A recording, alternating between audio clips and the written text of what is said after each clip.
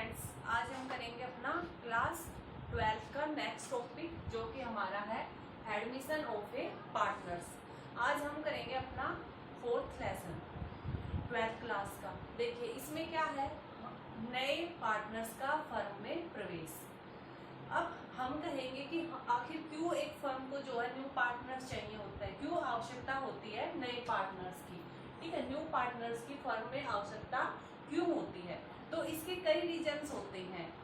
कई रीजंस में एक रीजन ये हो सकता है कि जो पुराने पार्टनर्स हैं उनमें से कोई पार्टनर्स जो है छोड़ के जा रहा हो पार्टनरशिप फर्म को। तो इसलिए भी हो सकता है कि वो लोग चाहते हैं, जैसे हम 4 हैं तो 4 ही पार्टनर्स बने रहे, लेकिन किसी वजह से एक पार्टनर छोड़ के जा रहा है तो वो किसी और को शामिल कर लेते हैं। सेकेंड रीजन ये भी होता है कि पार्टनरशिप फर्म में हो सकता है पूंजी की कमी हो गई हो। ठीक है, जैसे वो अपना ABC 3 पार्टनर्स चला रहे थे, लेकिन इन तीनों के पास भी अब इतनी पूंजी नहीं है कि वो व्यवसाय में और लगा सके। इनको और पूंजी की आवश्यकता है और इनके पास इतना पैसा है नहीं, तो वो D को शामिल कर सकते हैं कि आप हमारी फर्म में पार्टनर्स बनिए। ठीक है, तो पूंजी की आवश्यकता जब होती है तब भी। तीसरा है, हो सकता है वो अपना व्यवसाय को जो है विस्तार करना चाहते हो। ठीक है, अपने व्यवसाय को ज्यादा जो है बढ़ाना चाहते हो, तो इसके लिए भी उनको पार्टनर्स की जरूरत होती है, क्योंकि एक बड़े व्यवसाय को संभालने के लिए ज्यादा व्यक्तियों की जरूरत होती है और ज्यादा पैसे की भी जरूरत होती है। इसके अलावा एक रीजन ये भी है कि वो जो है किसी व्यक्ति की ख्याति का, गुडविल का फायदा उठाना चाहते हैं।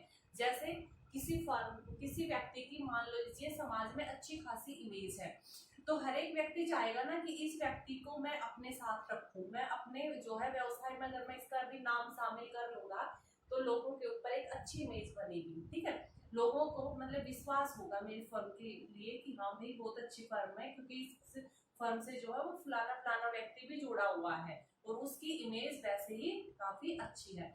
तो किसी व्यक्ति की इमेज का, उसकी गुडविल का फायदा उठाने के लिए भी हम चाहते हैं कि वो व्यक्ति हमारी फर्म में पार्टनर्स बने।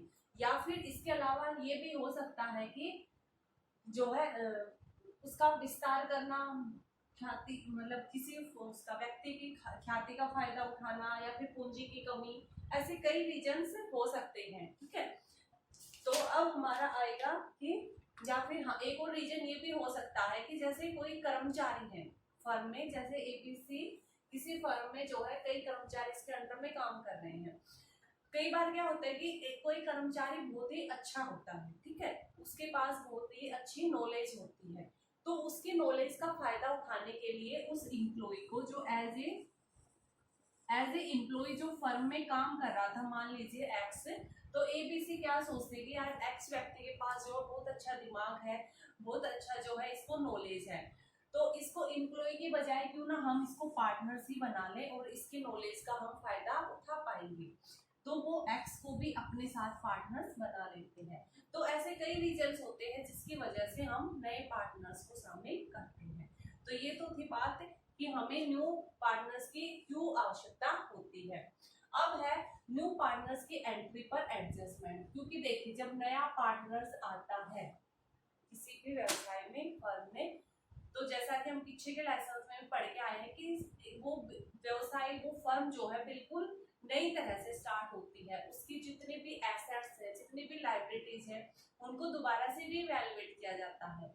जो उनका रेशियो था वो भी दोबारा से डिसाइड होता है, क्योंकि नए पार्टनर्स के शामिल होने से काफी कुछ चीजें बदल जाती हैं। इसलिए जो चला आ रहा था अब उसको एक बार वहीं रोक के उसको कैलकुलेट कीजिए, उसको देखिए कि फर्म ने क्या कमाया है, क्या खोया है, क्या कुछ इसकी पोजीशन है, और उसके बाद इससे आगे फर्म जो है एक नए हिसाब से चलेगी, एक नए तरीके से चलती है, एक नए रेशियो से चलती है।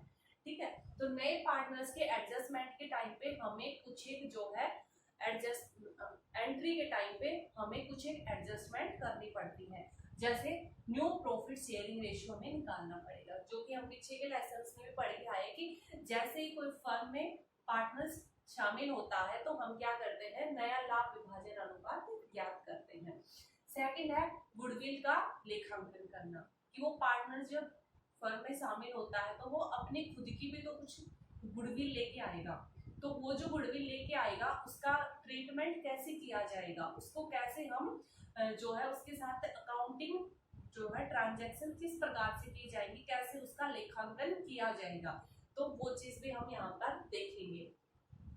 Revaluation of assets and liability, जैसा कि हमने पिछले टॉपिक में भी थोड़ा सा पॉइंट रीवैल्यूएशन का पढ़ा था कि कोई पार्टनर जब शामिल होता है तो हम उस फर्म की एसेट्स और लायबिलिटीज को रीवैल्यूएट करते हैं, उनको पुनर्मूल्यांकित करते हैं और फिर देखते हैं कि किस संपत्ति का किस दायित्व का क्या मूल्य चल रहा है, क्या पोजीशन उसकी है।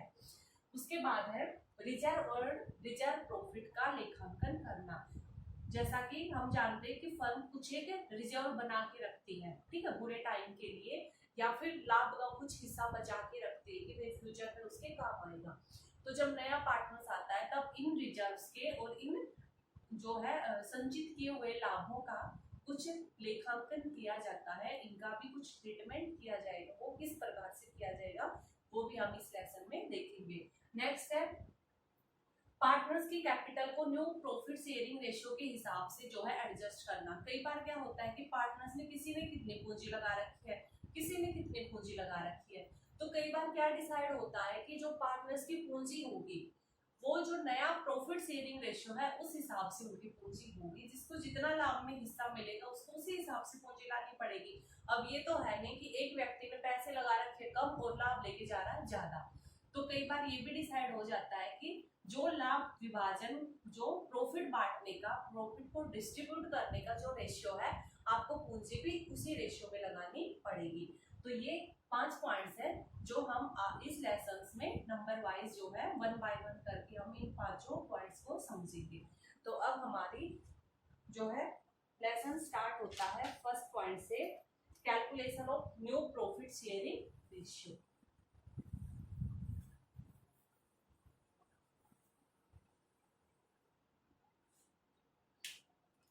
तो हम फर्स्ट पॉइंट से करते हैं,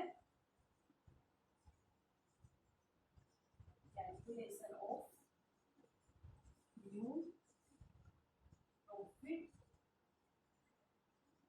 शेयरिंग रेशियो। ठीक है, हमारा यहाँ से स्टार्ट होता है। तो मैं एक जो है आपको एग्जांपल के थ्रू समझा रही हूँ।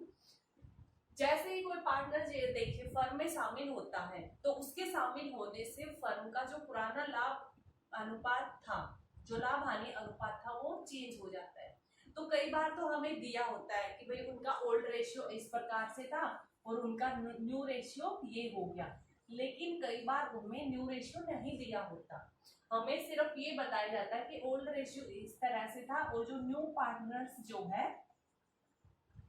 पार्टनर शामिल हुआ है उसको कितना लाभ हम दे रहे हैं, उसको कितना हिस्सा दे रहे हैं, हमें सिर्फ इतना बताया जाता है।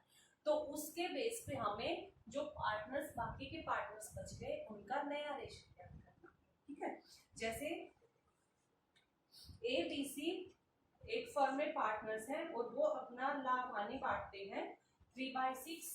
ठीक है, ए बी और सी जो है किसी फर्म में पार्टनर्स है, उनका प्रॉफिट शेयरिंग रेशियो है 3/6, 2/6 एंड सी का है 1/6। ठीक है, वे डी को शामिल करते हैं फर्म में एज ए न्यू पार्टनर्स और उसको देते हैं 1/6। ठीक है, डी को शामिल करते हैं और डी का शेयर है 1/6। उसके बाद आपको निकालना है इसका new profit sharing ratio. New profit हमें शेयरिंग रेशियो हमें ज्ञात करना है, क्या होगा।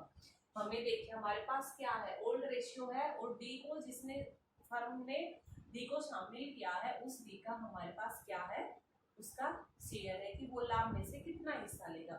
तो अब हम अपना सॉल्यूशन, अब हम देखिए इसका अगर हम निकालेंगे तो कैसे सोल्व करते हैं। इसमें देखिए इस तरह के क्वेश्चन में हम कैसे करेंगे, हम मान के चलेंगे लेट टोटल प्रॉफिट। मान लीजिए हमारे पास जो है उस फर्म का पास टोटल प्रॉफिट 1 रुपए का है। ठीक है, डी का शेयर कितना है, टोटल प्रॉफिट में डी कितना लेके जा रहा है, टोटल प्रॉफिट में से डी लेके जा रहा है 1/6 शेयर। ठीक है, यानी कि अगर टोटल जो है 1 रुपए का लाभ होगा तो उसका 1/6 हिस्सा तो डी लेके चला जाएगा। ठीक है, तो उसके बाद रिमेनिंग कितना बच गया, रिमेनिंग प्रॉफिट कितना बच गया, टोटल फर्म का प्रॉफिट 1 रुपया था, इसमें से माइनस कर दो 1/6 हिस्सा डी लेके चला गया, तो फर्म के पास कितना बच गया, देखिए एलसीएम आएगा 6, ये सोल्व करना तो आता होगा आपको। ठीक है, 1 - 1/6 के लिए एलसीएम 6 आ गया, इसके नीचे 1 मानेंगे तो ये आ गया 6 - 1, तो कितना बच गया 5/6। तो ये वो प्रॉफिट है जो फर्म के पास बचा है, और इस प्रॉफिट को अब कौन बांट लेंगे आपस में, ए बी और सी इसको आपस में बांट लेंगे। ठीक है, तो ए का हिस्सा कितना हो जाएगा, प्रॉफिट हमारे पास फर्म में कितना है 5/6। ठीक है, 5/6 जो है फर्म के पास अभी पैसे बचे हैं, उस 5/6 में ए कितना लेके जाता है 3/6, यानी कि टोटल जितनी भी कमाई होगी प्रॉफिट होगा फर्म का उसका 3/6 हिस्सा तो ए ले जाएगा। तो अब फर्म की कमाई है कितनी 5/6, तो 5/6 का 3/6 कौन लेके चला जाएगा, ए। ठीक है, और आपको पता है का मतलब तो कितना आ जाएगा, ठीक है 15/36। ऐसे ही हम बी का हिस्सा निकाल लेंगे। बी का देखिए प्रॉफिट कितना फर्म का 5/6, और बी कितना ले जाएगा 5/6 का 2/6 हिस्सा, तो कितना आ जाएगा 10/36। ऐसे ही सी का निकाल लेंगे, फर्म का प्रॉफिट है 5/6 और सी का हिस्सा है 1/6, तो कितना आ जाएगा 5/36। तो ये हमारा अब नया रेशियो है जो ए बी और सी को मिलेगा।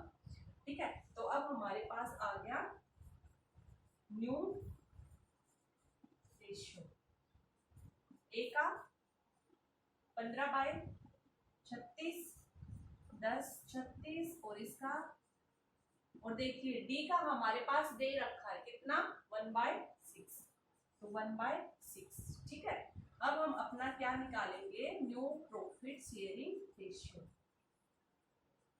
न्यू प्रॉफिट शेयरिंग रेशियो जब हम निकालेंगे तो हमें पता है रेशियो के लिए नीचे का इक्वल आना चाहिए एलसीएम, तो हमारा 36 हम एलसीएम ले लेंगे, तो 36 एलसीएम ले लेंगे तो इसका तो 15 ही बचेगा, 15 के नीचे 36 हम 15 लिख सकते हैं, 10 5, और देखिए इसका 36 एलसीएम आएगा तो हमारा कितना चला जाएगा 1/6 डी है, इसके मल्टीप्लाई में 36 करेंगे तो कितना आ जाएगा 6।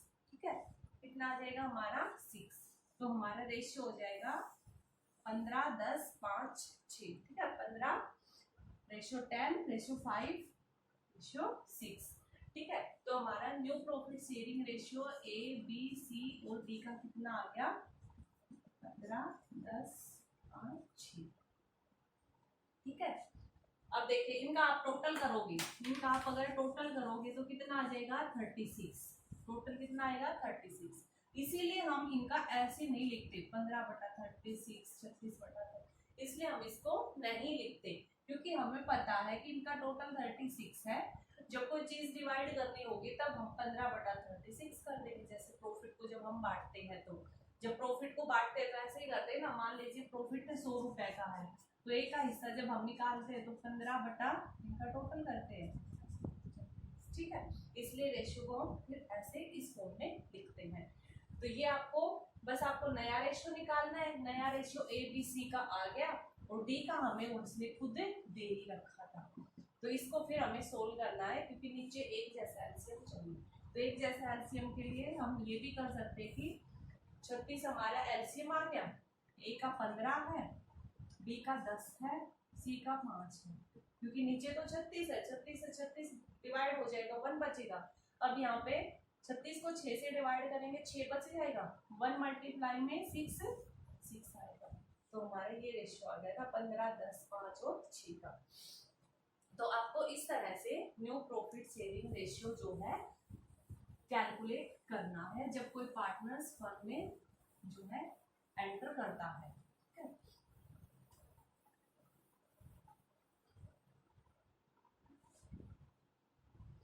इसी के अलावा हमारे पास एक और हम सेकंड क्वेश्चन करते हैं। सेकंड क्वेश्चन है हमारे पास, सेकंड एग्जांपल है राम एंड श्याम। राम एंड श्याम एक फर्म में जो है पार्टनर्स हैं और वो प्रॉफिट बांटते हैं 7/12 5/। वे गोपी को शामिल करते हैं, कितना हिस्सा देके 1/6, ठीक है। 1/6 शेयर्स के लिए वो गोपी को अपने उसमें शामिल करते हैं और गोपी अपने इस हिस्से को राम और श्याम से बराबर बराबर प्राप्त करता है। मतलब क्या कह रहे हैं वो कि देखिए उन्होंने गोपी को शामिल किया 1/6 लाख, और अब वो क्या कह रहे हैं कि ये जो वो 1/6 गोपी जो ये पैसा लेगा ना 1/6 हिस्सा नामे से, इसके लिए वो कहाँ से लेगा, इसके लिए वो लेगा 1/1 यानी कि बराबर बराबर हिस्सा लेगा, किससे, राम और श्याम से, ठीक है। राम और श्याम से जो है इस 1/6 हिस्से को बराबर बराबर, यानी कि आप यूं समझिए, मान लीजिए गोपी को शामिल किया है और उसको जो है लाभ में से 2 रुपए मिलेंगे, ठीक है। और इस 2 रुपए के लिए अब जो है क्या करना पड़ेगा, राम और श्याम, इस 2 रुपए को राम और श्याम से वो किस रेशियो में लेगा, 1/1, यानी कि 1 रुपया राम को देना पड़ेगा गोपी को और 1 रुपया श्याम को देना पड़ेगा, ठीक है। इनके राम और श्याम को पहले मान लीजिए 4 इसको 4 रुपए मिलते थे, इसको 6 रुपए मिलते थे, लेकिन अब गोपी के शामिल करने के बाद राम को अपने 4 रुपए में से 1 रुपये किसको देना पड़ेगा, गोपी को, और ऐसे ही श्याम को अपने 6 रुपए में से अब 1 रुपया जो है किसको देना पड़ेगा, गोपी को। तो गोपी के पास 1-1 आ गए, राम और श्याम से इसका 2 हो गया, इसको 2 ही चाहिए थे, लेकिन अब इनका कम हो गया, इनको 4 मिलता था लेकिन अब कितना मिलेगा, 3, और इसको अब कितना मिलेगा, 5। तो अब हमारा वो राम और श्याम का नया रेशियो ये है 3 और 5 का, और गोपी का तो 2 रुपए है।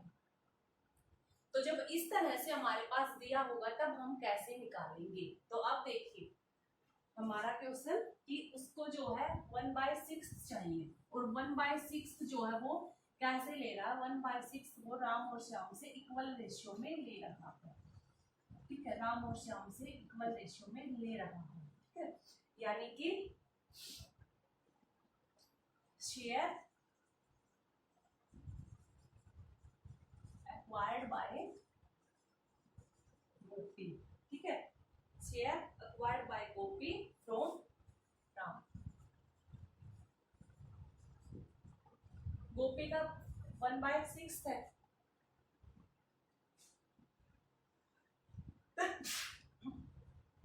तबीयत खराब है, जो है गोपी जो है किससे ले रहा है, राम से ले रहा है अपना हिस्सा, कितना हिस्सा लेगा वो,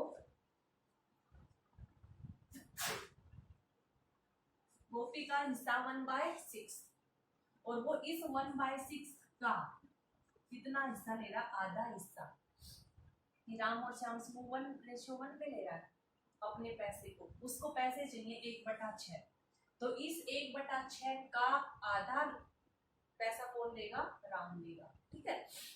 जैसे अभी एग्जांपल से समझाया था कि मान लीजिए गोपी को 4 रुपए चाहिए और वो 1:1 में राम और श्याम से ले रहा है, तो 1:1 राम से, इसका मतलब 2 रुपया राम देगा और 2 रुपया श्याम देगा, ठीक है।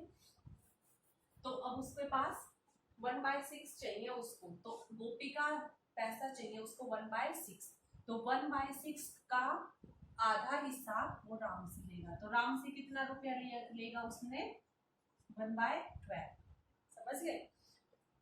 अब share acquired by Gopi from Shyam, Shyam sorry Gopi जो है श्याम से कितना हिस्सा एक्वायर करेगा, अब हम वो देखते हैं। गोपी को चाहिए 1/6, 1/6 का वो सिर्फ श्याम से आधा हिस्सा लेगा, 1/2 लेगा, क्योंकि 1/2 वो राम से ले चुका है, तो 1/2 वो श्याम से लेगा, यानी कि श्याम से कितना लेगा, 1/12, तो अब गोपी को 1/12 राम से मिल जाएंगे, 1/12 श्याम से मिल जाएंगे। देखिए अब हम एक बार सिर्फ वेरीफाई करने के लिए करते हैं, ये जो पॉइंट अब मैं कर रही हूँ वो आपके जो है इसमें क्वेश्चन का पार्ट नहीं है। लेकिन अब देखिए उसको 1/12 राम से मिला, 1/12 श्याम से, 1/12 रुपए राम देगा, 1/12 श्याम देगा, एलसीएम आ गया 12, 2/12 1/6। और गोपी को कितना चाहिए था, 1/6 ही चाहिए था। तो इसका मतलब हमने उसने दोनों से सही लिया है, किसी से भी गलत या कम ज्यादा नहीं लिया है, क्योंकि उसको 1/6 ही चाहिए और 1/6 हमारा आ गया। ठीक है, तो ये तो सिर्फ आपको वैसे मैं जो है आपको दिखा रही थी कि हमने सही किया है। ठीक है, ये आपको करना नहीं है, आपको सिर्फ ये करना है। तो अब देखिए न्यू शेयर ऑफ राम या न्यू रेशियो ऑफ राम। तो अब राम का नया रेशियो क्या हो जाएगा, राम का देखिए पहले कितना हिस्सा था फर्म में, 7/12, लेकिन अब जो है 7/12 में से 1/12 तो कौन ले जाएगा उसके पास से, गोपी, यानी कि 7/12 में से 1/12 उसको गोपी को देना पड़ेगा। तो बच कितना गया उसका 6/7। ठीक है, ऐसे ही हमारा न्यू रेशियो ऑफ श्याम को देखिए रेशियो था 5/12 का, लेकिन अब उसको अपने इस हिस्से में से 1/12 किसको देना पड़ेगा, गोपी। तो उसका कितना बच जाएगा फर्म में रेशियो 4/5। ठीक है, तो हमारा जो है न्यू प्रॉफिट शेयरिंग रेशियो क्या निकल के आ जाएगा, हमारा न्यू प्रॉफिट शेयरिंग रेशियो निकल के आ जाएगा राम, श्याम और गोपी का। राम का 6/12, श्याम का 4/12 और गोपी का था 1/6। ठीक है, ये हमारा नया रेशियो निकल के आ जाएगा। अब रेशियो में प्रॉपर जो है फॉर्म में दिखाने के लिए हमें इसका क्या लेना पड़ेगा, एलसीएम, क्योंकि यहाँ पे 1/6 है, इन दोनों के नीचे तो 12/12 है। ठीक है, हम एलसीएम लेंगे 12, यहाँ पे 6, 4 और यहाँ पे कितना आ जाएगा 2। तो हमारा न्यू प्रॉफिट रेशियो आ जाएगा 6:2 का, जो कि 2 से हमारे डिवाइड हो रहा है। तो 3:1 का हमारा जो है नया रेशियो निकल के आ जाएगा। ठीक है, तो हमारा नया प्रॉफिट शेयरिंग रेशियो आ जाएगा 3:1 का। 3:1 हमारा न्यू प्रॉफिट शेयरिंग रेशियो है। तो आपको इस तरह से भी क्वेश्चन करना पड़ जाएगा जब ये बता रखा हो कि गोपी कितना नया पार्टनर्स कितना हिस्सा ले रहा है और अपने हिस्से को वो पुराने पार्टनर से किस रेशियो में एक्वायर कर रहा है। ठीक है,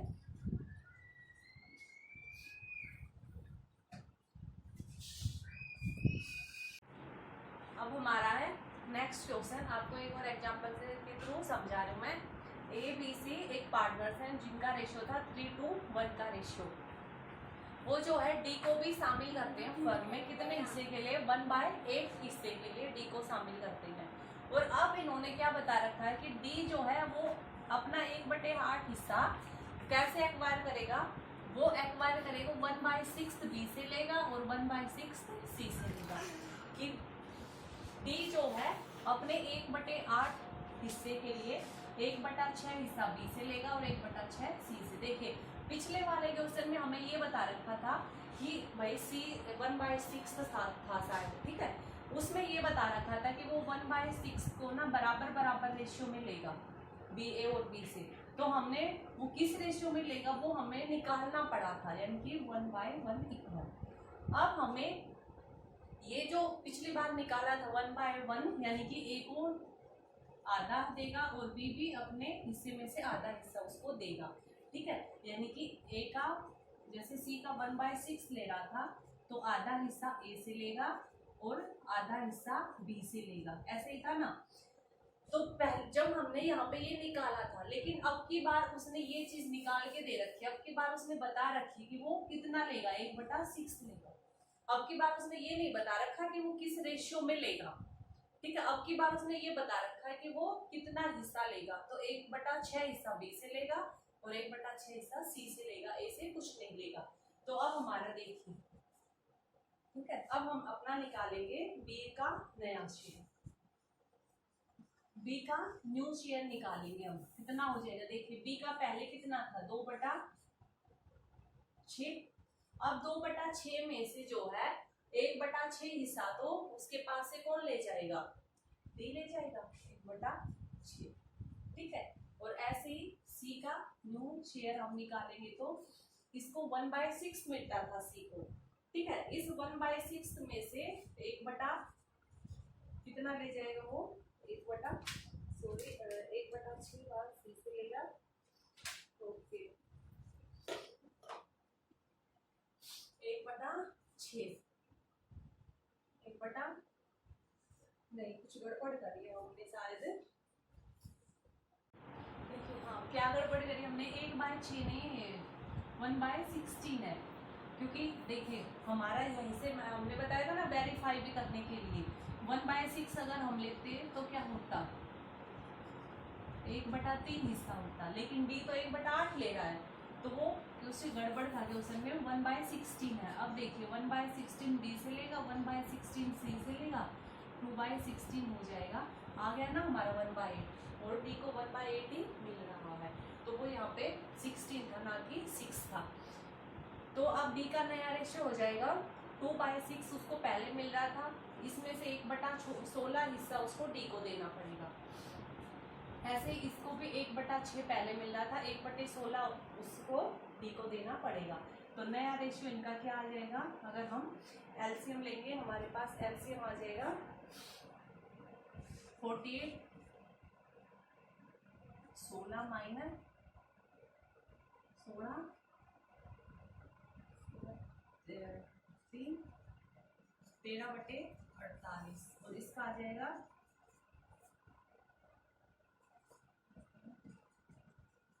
5/48। ठीक है, इसका आ जाएगा 5/48। तो हमारा न्यू प्रॉफिट शेयरिंग रेशियो कितना आ जाएगा, न्यू प्रॉफिट शेयरिंग रेशियो हमारा कितना हो जाएगा, देखिए ए बी सी और अब पार्टनर्स हो गया डी बी, तो ए का तो वही रहेगा जो पहले था, वही हिस्सा रहेगा ए का। तो पहले ए का कितना था 3/6, अब हम 3 नहीं लिखेंगे, अब हम लिखेंगे 3/3, 2 5 और 6, टोटल 6 है। तो यहाँ पे ए का हिस्सा कितना है 3/6, तो हम 3/6 लिखेंगे, क्योंकि अभी सबका आगे का चेंज हो गया ना, तो क्या पता नीचे सबके 6 आए या ना आए, तो इसलिए हमें यहाँ पे पूरा लिखना पड़ेगा टोटल में। तो हमारा आ गया ए का 3/6, बी का कितना आ गया 13/48, और सी का 5/48, और डी का उसने दे रखा है 1/8। ठीक है, तो हमारा नया रेशियो के लिए हम एलसीएम लेंगे, सभी का एलसीएम आ जाएगा 48, 24, 13, 5 और 6। ठीक है, तो नया प्रॉफिट शेयरिंग रेशियो आ जाएगा 24, 13, 5 और 6। तो ये हमारा हो जाएगा फर्म का न्यू प्रॉफिट शेयरिंग रेशियो।